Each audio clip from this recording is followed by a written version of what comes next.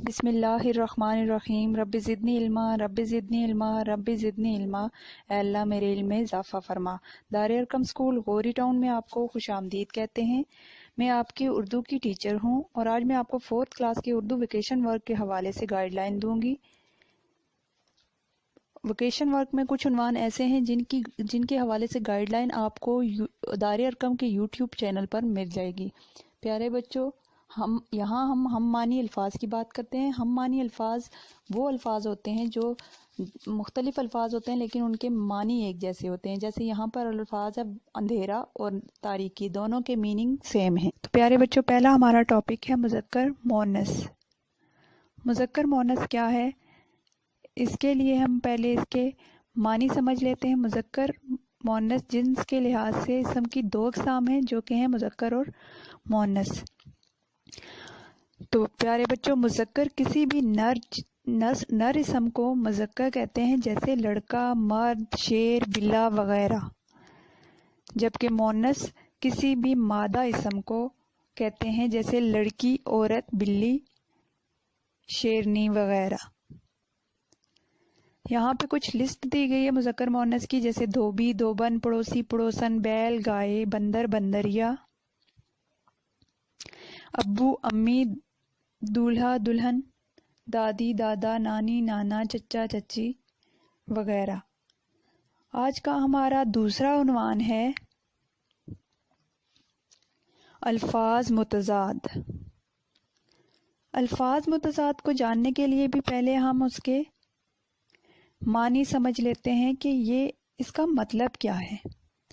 تو پیارے بچوں، متضاد الفاظ ایسے الفاظ کو کہتے ہیں جو معنی کے لحاظ سے ایک دوسرے کے الٹ ہوں، یعنی الٹ الفاظ جو ہوتے ہیں، تضاد ہوتا ہے جن میں، وہ متضاد ہوتے ہیں۔ جیسے زمین، آسمان، اس کا الٹ آسمان ہے۔ اسی طرح سے ہمارے پاس نیکسٹ ہے دن، رات، دن کا الٹ ہے رات، دونوں اپوزٹ ہے نا، اس لیے یہ متضاد ہیں۔ بوڑھا، جوان، بوڑھا جو ہے وہ جوان کے اپوزٹ ہے نا، اس لیے وہ متضاد ہیں۔ اسی طرح سے آپ کے پاس ایک لسٹ دی ہوئی ہے، اس میں ہے آخری، پہلا، آزادی، غلامی، آباد، ویران، آسان، مشکل۔ بسم اللہ الرحمن الرحیم رب زدنی علما رب زدنی علما رب زدنی علما۔ دار ارقم اسکول میں آپ کو خوش آمدید کہتے ہیں۔ پیارے بچوں، امید ہے کہ آپ سب خیریت سے ہوں گے۔ آج ہم 3 کلاس کی اردو کا گرامر پورشن پڑھیں گے، جس کا عنوان ہے واحد جمع۔ پیارے بچوں، واحد کا مطلب ہے ایک، یعنی اکیلا۔ کوئی بھی ایک چیز یا کوئی بھی سنگل چیز جو ہوتی ہے وہ واحد کہلاتی ہے، یعنی ایک اکیلی چیز واحد ہے۔ جیسے کہ ایک طوطا، تو یہ واحد ہے، طوطا ایک ہے تو یہ واحد ہے۔ جس جمع کا مطلب ہے ایک سے زیادہ، یعنی 2 چیزیں ہوں یا 2 سے زیادہ ہوں تو وہ جمع میں آئیں گی۔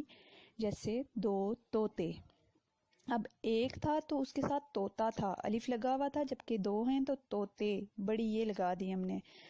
تو یہاں پر آخری حرف کو یہ سے تبدیل کیا تو جمع بن گیا۔ مثلا طوطا کو طوطے، کمرہ سے کمرے، ہے کی جگہ یہ لگا دیا تو کمرے، جمع بن گیا۔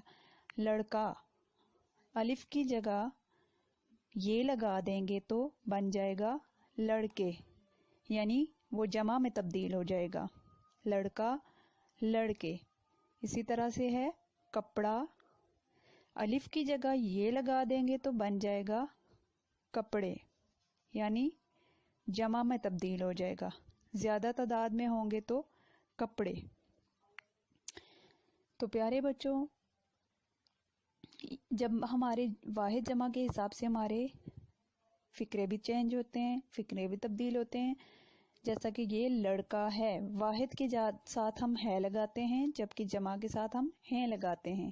جیسے یہاں واحد ہے تو یہ لڑکا ہے، یہاں جمع ہے، زیادہ لڑکے ہیں تو یہ لڑکے ہیں۔